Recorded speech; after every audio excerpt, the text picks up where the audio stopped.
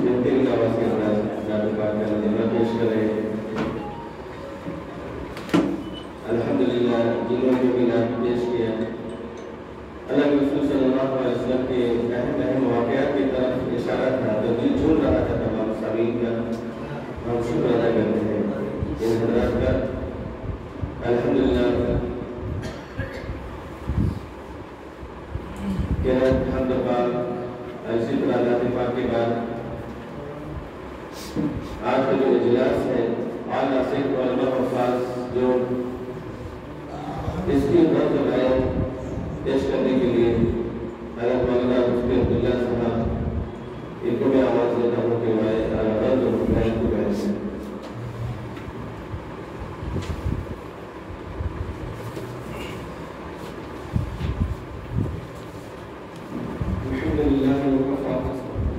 السلام على عباده الذين اصطفى اما بعد اعوذ بالله من الشيطان الرجيم بسم الله الرحمن الرحيم واعتصموا بحبل الله جميعا ولا تفرقوا وقال رسول الله صلى الله عليه وسلم كلكم راع وكلكم مسؤول عن رعيته او كما قال عليه الصلاه والسلام اللهم الهمنا مراشد امورنا واعذنا من شرور انفسنا ومن سيئات اعمالنا اللهم لا فهم لنا إلا ما فهمتنا إنك أنت العليم الحكيم اللهم أحسن عاقبتنا في الأمور كلها وأجرنا من خزي الدنيا وعذاب الآخرة۔ قابلین احترام معزز و مکرم مہمان کرام، ویسے تو یہاں جتنے لوگ بیٹھے ہوئے ہیں یہ تمام کے تمام لوگ وہ ہیں جو اسٹیج کی زینت ہونا چاہیے۔ اب اتنا بڑا اسٹیج ہم کیسے بنائیں کہ سر اسٹیج پر گئے تو پھر نیچے مجمع کون رہے گا، سامعین کون رہے گا؟ اس لیے یہاں جو 4 کرسیاں لگی ہے یہ بیرونی مہمان کے لیے ہے، 3 مہمان اور آ رہے ہیں اور میں ایک مجبوری میں بیٹھا ہوں کہ مجھے وہاں مائک کی سیٹنگ وغیرہ کرنا ہے اور مولانا سلیم صاحب نظامت کر رہے ہیں۔ میری خواہش ہے، میری چاہت ہے کہ مولانا عبدالمحبوب صاحب اور دیگر ہمارے بڑے علماء جو ہے وہ آگے آ جائیں۔ آگے کرسی خالی ہے، ایک مولانا عبدالحمید صاحب کی کرسی ہے، جو پہلے آگے آئے ہوئے ہیں کہ جلدی آئے ہوئے ہیں اس لیے آگے بیٹھے ہوئے ہیں۔ اب ان میں سے کسی کو پیچھے کرنا تو مناسب نہیں ہے، لیکن کسی وجہ سے کرسی خالی ہوئی ہے تو یہ بڑے علماء آگے آ کر کے بیٹھ جائیں، خاص طور پہ جو قاسمی لوگ ہیں وہ آ جائیں۔ مولانا اشتیاق صاحب آ جائیں، جزاک اللہ، مولانا شاید مولانا عبدالمحبوب صاحب آئیے،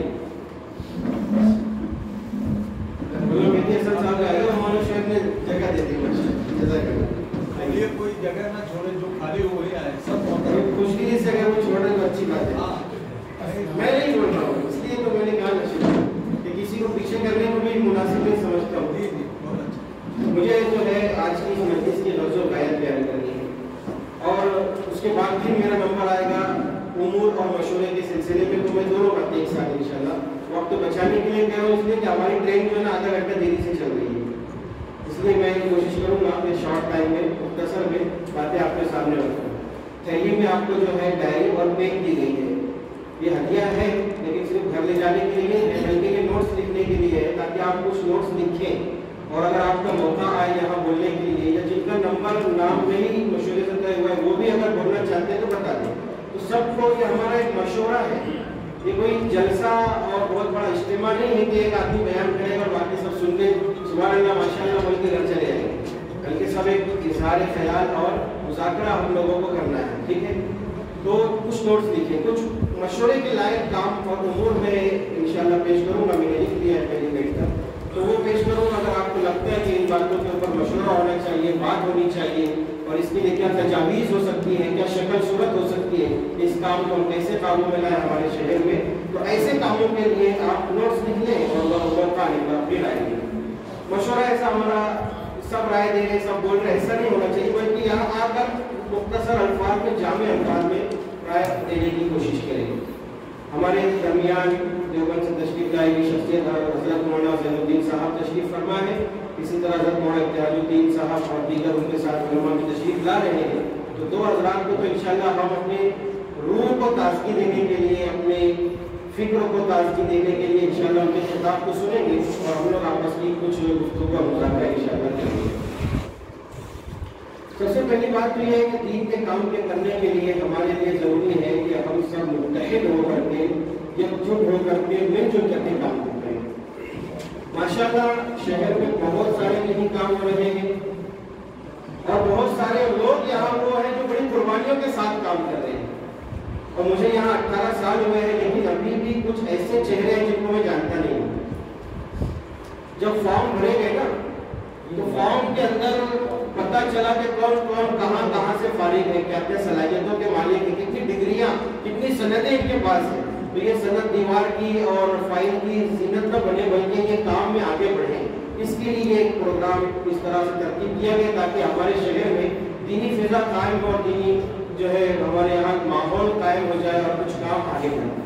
بہت سارے علماء حفاظ ہیں، کام کرنا چاہتے ہیں، مواقع نہیں ملتے، جگہ نہیں ملتی ہے، اور بھی بہت ساری چیزیں اس طرح کی ہوتی ہیں جس کی وجہ سے وہ کام نہیں کر پاتے ہیں۔ تو ایک بار اگر ہم لوگوں کا اس طرح سے ملنا جلنا ہو جائے، جڑ جائے ہم لوگ، تو کچھ سوچے گا، کچھ سمجھے گا، کچھ سوچ ذہن میں آئے گی کہ کس طرح سے ہم کو کام کرنا چاہیے۔ اور یہ جو بہت اچھی اچھی صلاحیتوں کے حامل لوگ یہاں بیٹھے ہوئے ہیں، بہت اچھی سند والے لوگ یہاں بیٹھے ہوئے ہیں، اچھی ڈگریاں ہیں، ابھی یہ تفصیل فارم میں معلوم پڑا، تو ان کی ان استعداد اور ان صلاحیتوں کا استعمال کب ہوگا؟ اللہ تعالیٰ نے ہم سب کو ذمہ دار بنایا ہے۔ العلماء ورثۃ الانبیاء ہم کہتے ہیں فخر کے طور پر، لیکن فخر کے ساتھ فکر کی بات بھی اس کے اندر چھپی ہوئی ہے۔ یہ صرف فخریہ جملہ نہیں ہے، فکریہ جملہ بھی ہے کہ نبی کی وراثت کیا چیز ہے اس کو ہمیں سمجھنا ہے اور اس ذمہ داری کو ہمیں پوری کرنا ہے، اس لیے کہ ہمیں سے ہر ایک ذمہ دار ہے اور ہر ایک سے اپنی ذمہ داری کے بارے میں کل قیامت کے دن پوچھیں۔ اب یہ کام جو ہمیں بہت سارے کام ہیں، میں تو چند کام بتاؤں گا اور آپ لوگوں کے ذہن میں بہت سارے کام ہوں گے، تو یہ سارے کے سارے کاموں کو انجام دینے کے لیے ہمیں مین پاور کی ضرورت پڑتی ہے، طاقت کی ضرورت پڑتی ہے، روپے پیسے کی ضرورت پڑتی ہے، افراد کی ضرورت پڑتی ہے۔ اگر ہم سب ملتے جلتے رہیں، جمع ہوتے رہیں، بہت سارا کام ہوگا۔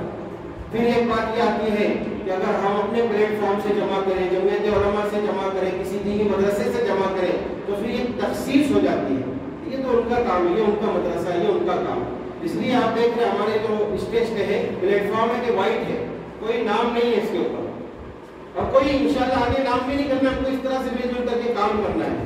اور وائٹ اس لیے ہے تاکہ ہماری اندرون بھی وائٹ رہے اور بیرون بھی وائٹ رہے، اندر بھی ظاہر اور باطن ہمارا صاف ستھرا رہے، کوئی داغ دھبا اس پر نہ لگے، تو یہ کوشش کی گئی ہے، تو ہم کو یہ کرنا ہے۔ اس لیے جو یہ بات یہاں ہوگی، مختلف مکاتب کے، مختلف مدارس کے اور مختلف جماعتوں سے منسلک لوگ یہاں موجود ہیں، اس لیے کوئی بھی شخص یہاں آنے کے بعد کوئی اختلافی بات نہ کرے، ایسی بات جس سے کسی کا دل دکھ جائے، کسی کو ٹھیس پہنچ جائے، ایسے الفاظ استعمال کرنے سے بچے۔ فکر اور کوشش یہ کرنا ہے کہ ہمیں اپنی ذمہ داری پوری کرنے میں، وراثت کا حق ادا کرنے میں اور شہر کے اعتبار سے اور پوری امت کے اعتبار سے کیا کام کرنا چاہیے اور کس طرح سے ہم کل قیامت میں جواب دہ ہونے سے بچ جائیں، اس کی فکر اور کوشش ہے۔ دیکھیے ہم سب مسلمان ہیں اور ہم سب وہ لوگ ہیں جو علماء جن کا شمار ہوتا ہے، اللہ تعالیٰ کے منتخب افراد میں ہمارا شمار ہوتا ہے، اس لیے ہم سب کا اتحاد تو انتہائی اہم اور ضروری ہے۔ ہمارے ہی درمیان اگر اختلاف ہو اور ہم اپنے اپنے کونے سنبھالیں، اپنی اپنی چیزیں سنبھالیں، باقی کو ہم اگنور کریں یا آگے بڑھ کر ہم دوسروں کی مخالفت کریں، تو یہ امت کو کہاں لے کر کے جائے گا آپ اندازہ نہیں لگا سکتے۔ عقائد میں ہم سب متحد ہیں، ہے کسی کا اختلاف عقائد میں؟ عقائد ہی وہ بنیاد ہے جو ہم کو متحد کرتی ہے۔ طرز عمل، طریقہ کار سب کے الگ الگ ہو سکتے ہیں، لیکن ہمارا منصب، ہماری منزل جو ہے وہ ایک ہی ہے۔ اس لیے ہم عقائد میں سب متفق ہیں۔ انبیاء کرام کو دیکھیں کہ انبیاء کرام سارے کے سارے عقائد میں متفق ہیں، لیکن شریعت الگ الگ ہے، احکامات الگ الگ ہیں، اتنے زیادہ اختلاف ہے شریعت اور احکامات میں کہ بہت زیادہ فرق پڑ جاتا ہے۔ لیکن کیا کوئی کہہ سکتا ہے کہ سب الگ الگ ہے؟ نہیں، بلکہ سب کا مشن، سب کی محنت، سب کی کوشش ایک ہی ہے۔ تو ہمیں بھی اس طرح سے بن کر کے کام۔ صحابہ کرام کو دیکھیں، صحابہ میں اختلاف نظر آتا ہے، لیکن صحابہ کرام ہر جگہ مجتمع ہو جاتے ہیں۔ سیرت کو پڑھیں، صحابہ کی زندگی کو پڑھیں تو سمجھ میں آتا ہے کہ اس طرح سے صحابہ ہر محاذ پر متفق ہو جایا کرتے ہیں۔ اختلاف رائے کے ساتھ اختلاف رائے کے ساتھ اشتراک عمل کا تحمل، یہ انبیاء کی، صحابہ کی، اولیاء کی صفت ہے، یہ اپنے اندر ہمیں پیدا کرنے کی ضرورت ہے۔ یہ جملہ بھلے لکھ لیجیے آپ تاکہ آپ کو یاد آتا رہے اور ہمیں اس پر عمل کرنا ہے۔ اختلاف رائے کے باوجود، رائے الگ الگ ہو سکتی ہے، بالکل اللہ تعالیٰ نے الگ الگ ذہن کیا ہے سب کے، اختلاف رائے کے باوجود اشتراک عمل، عمل میں ہم سب ایک ساتھ شریک ہو جائے، یہ تحمل ہونا چاہیے ہمارے اندر، یہ ہمارے اندر ایک صفت ہونا چاہیے جس کے ذریعے سے ہم کام کر سکتے ہیں۔ صحابہ متفق، حالانکہ اختلاف ان کے درمیان، عمل میں اختلاف، ایک صحابی جو ہے آمین زور سے کہہ رہے ہیں، آہستہ کہہ رہے ہیں اختلاف، لیکن اسی سے تو چار مسلک بڑی ہے بعد میں نا، صحابہ سے ہی عمل لیا ہے چاروں ائمہ نے، اختلاف نظر آتا ہے لیکن متحد ہے سب۔ ائمہ کرام کو دیکھیں تو چاروں ائمہ کیا ہے، مسائل سب کے الگ الگ ہے نا، لیکن چاروں ائمہ میں اختلاف کے باوجود اتحاد ہے، کوئی کسی کا مخالف نہیں ہے۔ اور دوسرے نظریے سے بھی دیکھیں نا تو اہل باطل جو آج ہمارے دشمن بنے ہوئے ہیں، یہ بھی اختلاف اس قدر ہے کہ سب کے معبود الگ الگ ہوتے ہیں لیکن اشتراک کے عمل میں سب ایک ہو جاتے ہیں، ہوتے ہیں کہ نہیں ہوتے؟ یا کہیں کوئی معاملہ پیش آ جائے مسلمانوں کے خلاف تو سب متحد ہو جاتے ہیں کہ نہیں ہوتے؟ الکفر ملت واحدہ ہوتے ہیں کہ نہیں ہوتے؟ جب اہل باطل متحد ہو جاتے ہیں تو ہم میں اختلاف رہے کہ ہمارے لیے کتنا مضر ہے، ہم خود اندازہ لگائیں گے۔ اس لیے اس ذہن کو رکھتے ہوئے اور اختلافات کو بالاتاب رکھتے ہوئے ہمیں یہاں مل جل کر کے کچھ لائحہ عمل تیار کرنا ہے اور آگے کے لیے کچھ تجاویز جو ہے ہمیں لے کر کے کام کو کرنا ہے۔ ایک گزارش تو یہ ہے کہ بہت سارے علماء ماشاءاللہ کام میں لگے ہوئے، امامت سے، مکتب سے، مدرسے سے جڑے ہوئے، اس سے بڑی تعداد ان علماء کی ہے جو تجارت وغیرہ میں لگے ہوئے، صلاحیتیں ماشاءاللہ ہے، تجارت بڑی سنت ہے یہ بھی، اور اللہ تعالیٰ نے جو ہے تجارت ہی کے اندر بہت زیادہ برکت رکھی ہے، اور پوری تاریخ اسلام کو دیکھا جائے تو تجارت ہی وہ چیز ہے جس کو اللہ تعالیٰ نے مسلمانوں کا خاص پیشہ بنایا ہے، مسلمانوں کا خاص پیشہ دیکھا جائے تو تجارت ہے، تو ماشاءاللہ یہ بھی بہت بڑا کام ہے۔ تجارت کے اندر ہم دین کو پیش کر سکتے ہیں، تجارت کے اندر ہم لوگوں کے سامنے اسلام کو پیش کر سکتے ہیں۔ اس تجارت میں رہتے ہوئے اور دیگر مکاتب مدارس کی محنت کو کرتے ہوئے ایکسٹرا وقت ہم نکالنے کی کوشش کریں، زائد وقت نکالنے کی کوشش کریں امت کے مسائل کے لیے۔ بہت سارے مسائل امت میں آج ایسے ہیں، ہم بیانوں میں کہتے ہیں، بارہا کہتے سنتے ہیں کہ امت جو ہے وہ کفر کے دہانے پر ہے۔ کہاں ہے امت؟ کفر کے دہانے پر، بلکہ وہ زمانہ جو صبح کو ایمان والا ہوگا شام تک کافی ہو جائے گا، وہ زمانہ عنقریب نظر آ رہا ہے۔ اس طرح کے حالات بنے ہوئے ہیں، اسکول کالج کے اسٹوڈنٹس کو جو تعلیم دی جا رہی ہے، جو ان کی ذہن سازی کی جا رہی ہے، اس کو اگر دیکھا جائے تو اس سے بھی اندازہ لگتا ہے کہ امت کفر تک جا رہی ہے۔ اگر امت کفر تک جائے اور ہم اپنے کام کاروبار اپنی چیزوں کو لے کر کے محدود ہو جائے تو کل قیامت کے دن کیا ہمیں جواب دینا نہیں پڑے؟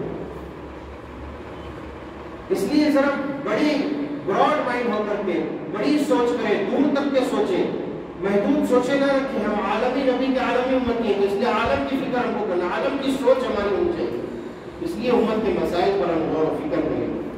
ایک مسئلہ جو ہے امت کے اندر بہت بڑا جو اس وقت چل رہا ہے، مسلم بچیوں کا غیر مسلموں کے ساتھ اشتراک، بہت واقعات پیش آ رہے ہیں۔ کیا وجہ ہے اس کی وجوہات پر ہمیں غور و فکر کرنا ہے۔ دیکھیے آپ کو ڈائری پہ میں نے کہا کہ آپ کی پوائنٹ نوٹ کریں اور حسب موقع اس پر رائے بھی پیش کرنی ہے آپ کو کہ ہم کیا کر سکتے ہیں۔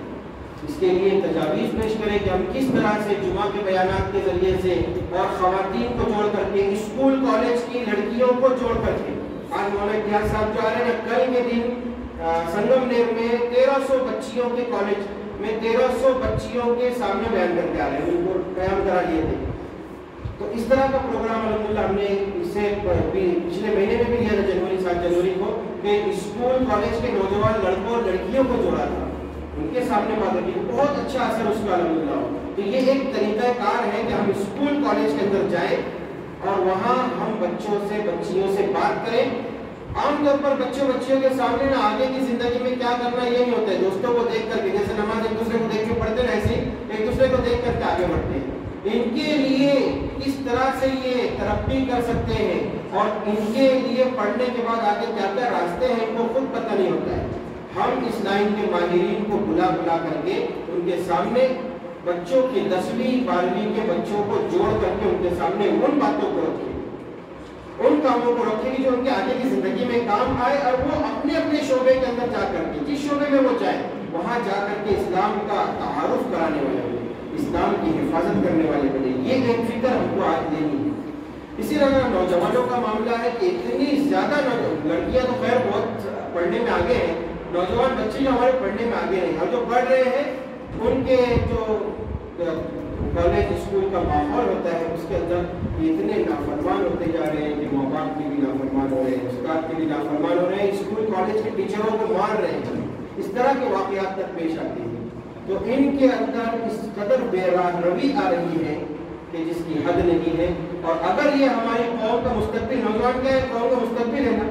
آج سوچیں کہ آج ہمارا نوجوان کس جگہ پر ہے تو مستقبل جو ہوگا 15-20 سالوں کے بعد تو وہ کہاں لے کر کے جائے گا, کہاں جائے گی امت. آج ہمیں اس سرمایہ کی حفاظت کرنے کی ضرورت ہے کہ اس سرمایہ کے اوپر ہم غور و فکر کریں کہ کس طرح سے ہم اپنے اس سرمایہ کو بچا سکتے ہیں.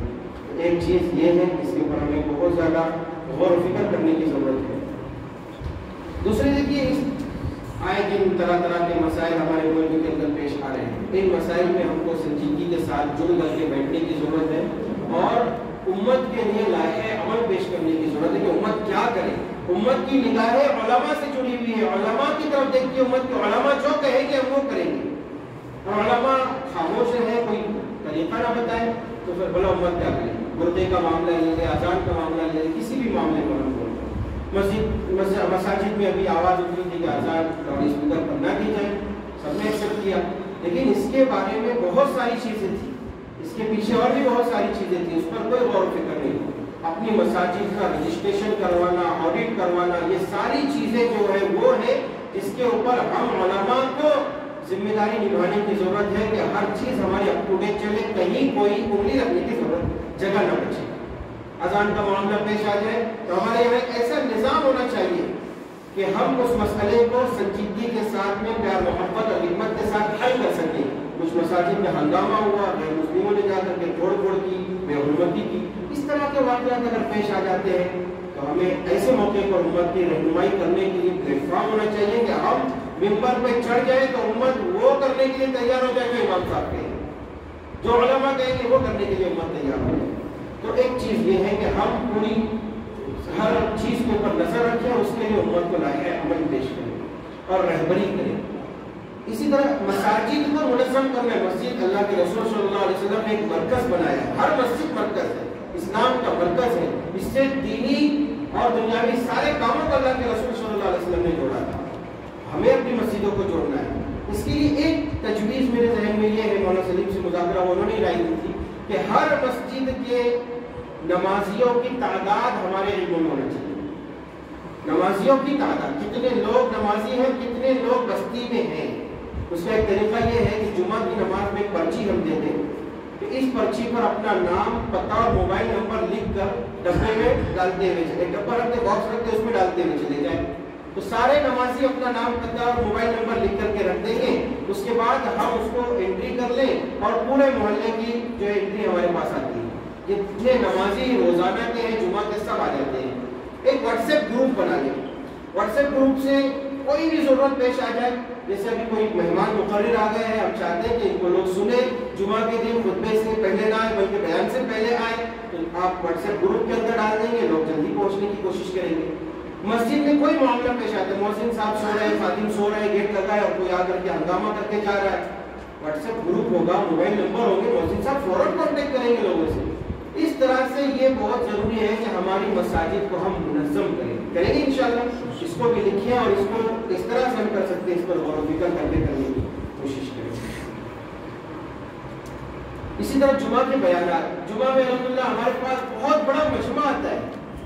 یہ آتا ہے کچھ لینے کے لیے اور ہم بار بار ان کے سامنے چند باتیں, چند جملے ہی دہراتے رہے, یہ تو مناسب نہیں ہے ہمارے منصب کے لحاظ سے کہ ہماری بڑی ذمہ داری ہے. اس لیے آج کے موجودہ حالات میں امت کی کیا ضرورت ہے اسی ممبر سے کہیں احتیاط کے ساتھ. یہ باتیں ریکارڈ بھی ہوتی ہے اور باہر بھی جاتی ہے. کوئی اختلاف کی بات ہمیں اپنے آپس کے اختلاف کی بھی نہیں کرنا، حکومت کے اختلاف کی بھی نہیں کرنا.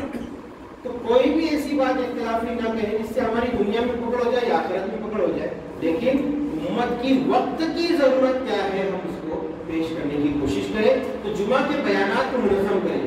پچھلے 10-12 سال پہلے ہم لوگ چھوٹے تھے، جمع ہوتے تھے تو جمعہ کے بیانات کے عنوان طے کرتے تھے. ہر مسجد میں ایک ہی عنوان کے اوپر بیان ہوتا تھا. کتنا اچھا وہ موقع تھا. اور پھر امام صاحب کو بڑا بوجھ ہوتا ہے نا، ٹینشن ہوتا ہے بیان کرنے کا، آج کیا کریں، کتابیں ڈھونڈتے جمعہ. تو وہ بھی چاہتے ہیں کہ باہر کے لوگ بھی آئے بولے. اور بعض باتیں وہ ہوتی ہیں جو امام صاحب نے مقتدیوں کو بولے نا بہت مرچی لگتی، تو باہر کے آدمی نے آگے بولو تو اتنی مرچی نہیں لگتی. تو ایسی باتیں بھی ہوتی. تو علماء کرام ہیں، تاجر علماء ہیں، صلاحیتیں ہیں، ان کی صلاحیتوں کا یہاں استعمال کریں کہ جمعہ کے خطاب کے لیے انہیں بلائیں اور ان کے ذریعے ان کو موضوع دے، وقت دے اور ان کو تیاری کرنے کا موقع دے. اور پھر اس موضوع کے اوپر امت کے سامنے جو اس بات کو رکھا جائے اور حالات کے اوپر غور و فکر کرتے ہوئے امت کی ضرورت کو سوچ سمجھ کرتے ہم بیانات کریں. اسی طرح جمعہ کے چندے کا ایک بہت بڑا مسئلہ سامنے آتا ہے. سفیر بہت آتے ہیں، ان کی تصدیق ہونی چاہیے واقعی میں ہے، ضرورت مند ہے، نہیں ہے. ڈپلیکیٹ بھی بہت سارے آ رہے ہیں نا آج کل، یوٹیوب میں چلے جا رہے ہیں. صحیح ترتیب ہونا چاہیے. تو ایک ترتیب پر ہمیں غور و فکر کرنا ایک تجویز میری ہے کہ اس کے اوپر بھی ہم غور و فکر کریں اور اس کے لیے تفتیش نامہ ہمارے شہر کا جاری ہونا چاہیے. دوسری چیز یہ کہ جمعہ کے چندے جو ہے وہ منظم طریقے پر ہو. ایک ہی مسجد میں 3-3 4-4 لوگ آ جاتے ہیں، 400 روپے چندہ ہوتا ہے، 100 روپے لے کے آتے ہیں، ایسا بھی ہوتا ہے. تو ایسا ہو کہ ترتیب کے مطابق ہو. اور بہت سے علاقوں کے لوگ جو ہے وہ چاہتے ہیں کہ پوری تمام مساجد میں ایک ساتھ ہمارا چندہ ہو جائے تاکہ ہم کو بار بار سفر نہ کرنا پڑے، ایک ہی سفر خرچ میں ہمارا پورا کام ہو جائے. وہ یہ چاہتے ہیں. تو اس کے لیے بھی ہمیں منظم طریقہ بنائے، کوئی ترتیب بنائے تاکہ ایک ہی وقت میں 8-10 مسجدوں میں چندے کی ترتیب بن سکے. مساجد میں رمضان قریب آ رہے ہیں، سفیر حضرات آتے ہیں، ان کے کھانے پینے کی کوئی ترتیب نہیں ہوتی. ائمہ کرام کی ذمہ داری ہے کہ مہمان مسافر کا انتظام اللہ کے رسول صلی اللہ علیہ وسلم خود اپنی مسجد سے کیا کرتے تھے. لوگوں کو جمع کر کے ترتیب بناتے تھے، کون مہمان کو لے کر کے جائے گا، کون ان کو کھانا کھلائے گا. مسجد نبوی میں لوگ اپنے کھیت سے جو باغ سے جو کھجور نکلتی تھی، غلہ نکلتا تھا، اس کے لیے ایک جگہ متعین کی گئی تھی. اس میں لا کر کے رکھ دیتے تھے کہ باہر کے آنے والے مسافر جو جب چاہے وہاں سے استعمال کر سکے. یہ تک سیرت میں ملتا ہے. لیکن ہمارے یہاں کوئی ترتیب نہیں ہے. بیچارے شہری میں جو ہے پریشان کرتے ہیں. شہر ایسا ہے کہ ہوٹلیں نہیں کھلتی، ہماری یہ سب مسلمان پھیلے ہوئے. تو اس لیے جو ہے سفیر حضرات کی بھی ہم لوگ فکر کریں. اسی طرح بھی ایک مسئلہ ہمارے سامنے تراویح کا آ رہا ہے. تراویح کے لیے بہت ہمارے حفاظ یہاں موجود ہیں ماشاءاللہ، اور وہ چاہتے ہیں کہ شہر میں رہ کر کے تراویح سنائیں، لیکن انتظام نہیں ہو پاتا ہے. بہت سے گھر میں سنا لیتے ہیں 2-3 لوگوں کو جمع کر کے. تو انتظام کریں. اور ایک ترتیب اس کی یہ بھی ہے کہ ایک مسجد میں ایک ہی تراویح کا امام جو وہ پکڑ کر کرنا بیٹھ جائے کہ میں برسوں سے پڑھا رہا ہوں تو میں نہیں مل سکتا، بلکہ دوسروں کو بھی موقع دیں. 2 لوگ پڑھائیں، 3 لوگ پڑھائیں، تاکہ سب کا دور بھی ہوتا رہے، سب کو موقع مل سکے. تو ایک ترتیب بھی. دوسری ہے کہ مساجد کے ذمہ داروں تک یہ بات پہنچے، مساجد کے ذمہ داروں تک یہ بات پہنچے کہ ہم لوگ آپ کو تراویح کے لیے امام دیں گے، ہم لوگ آپ کو امامت کے لیے امام دیں گے. ہمارے پاس ایک ڈاٹا ریکارڈ ہے اور ترتیب ہم لوگ بنا رہے ہیں. تو جہاں ضرورت پڑ جائے، موقع ہوتا ہے، لوگ تلاش کر رہے ہوتے ہیں اور قریب کے بستی کے اندر یا بازو کی بستی میں عالم حافظ موجود ہوتے ہیں، ان کو وہ نظر نہیں آتے اور دور دراز کے نظر آتے ہیں. تو یہ ایک ترتیب ہونی چاہیے کہ ہم اس کو بھی منظم طریقے پر قائم کریں. اسی طرح سے ہماری مساجد میں اذان جو ہوتی ہے نا، یہ بہت بڑی عبادت ہے. آج اذان کے اوپر جو معاملات پیش آ رہے ہیں، اس کی ایک بہت بڑی وجہ یہ کہ ہماری اذانیں صحیح نہیں ہیں. اللہ اکبر میں کہاں کھینچنا ہے، کہاں نہیں کھینچنا ہے، معنی بگڑ رہے ہیں. وہ اذان رحمت بننے کے بجائے لعنت بن رہی ہے. کوئی فکر نہیں. مؤذن ایسے رکھے جاتے ہیں کہ اللہ کہتے ہیں. مؤذن ہماری مساجد میں حافظ کو رکھا جائے، اس کی ترتیب بنائیں. رسمیات سے یہ بات کریں، ہم مل کر کے سب مسجدوں میں بات کریں کہ حافظ کو مؤذن رکھا جائے، نائب امام رکھا جائے. صفائی کا کام حافظ سے نہ لائے، اس کے لیے خادم رکھا ہے. امام، مؤذن، نائب اور اس کے بعد خادم. اس طرح سے ترتیب ہونا چاہیے. हाफिज को भी रख तो लेते हैं लेकिन उससे सारे काम ठंडा धुलाते हैं, बाथरूम धुलाते हैं। वो अपनी खुशदिली से करे, तवाज़ुन के साथ करे तो अलग बात है, लेकिन बैड ड्यूटी नहीं होनी चाहिए। समझ में आई बात? तो अजान दुरुस्त हो। और अभी जो पहले आप बहुत पुरानी मस्जिद है, अभी उनको हटाना तो नहीं, जाने के बाद नहीं बोलेंगे देखो क्या सीखते हैं क्या करते हैं, हटाने उनकी अजानों को दुरुस्त करवाने की कोशिश करते हैं। अजान के दुरुस्त करने के लिए इस्लाही अजान का प्रोग्राम करें या अपनी मस्जिद के मुअज्जिन को लेकर बैठे, मुअज्जिन के अलावा आला जो शौक से अजान देते हैं उनको लेकर के बैठे, उनको समझाएं कि देखिए अजान किस तरह से होती है। अजान, इकामत, नमाज की इस्लाह का एक प्रोग्राम हमने 2015 में लिया था। शाह रहमतुल्लाह अलैह के शागिर्द हैं मौलाना अबरारुल हक अहमद नगर के, उनको हमने बुलाया था। उन्होंने बहुत अच्छे अंदाज में बाकायदा अजान दे करके भी बताया था, लोगों से मिलवा करके भी एक बहुत अच्छा काम अल्हम्दुलिल्लाह 2015 में हुआ था। तो इस पर भी आप लोग राय पेश करना मौका आने पर के ये एक प्रोग्राम फिर से लिया जाए, रमजान से पहले इस तरह का एक प्रोग्राम हो जाए जिसमें अजानें दुरुस्त हो जाए, मुअज्जिन भी हाजिर हो और जो शौक से अजान देते हैं वो भी हाजिर हो, अइम्मा किराम भी हाजिर हो, सब हाजिर हो जाए उसमें और अजान नमाज हमारी दुरुस्त हो जाए। तो ये चंद उमूर मेरे जहन में अल्लाह ने डाला, मैंने आपके सामने पेश किया है। आज की इस मजलिस में हमें हज़रत का बयान सुनने के बाद इस पर गौर व फिक्र करना है। अल्लाह ताला से दुआ है अल्लाह ताला हम सबको एक बेहतरीन निज़ाम कायम करने की तौफीक अता फरमाए, हम सबको दीनी खिदमत के लिए कबूल फरमाए।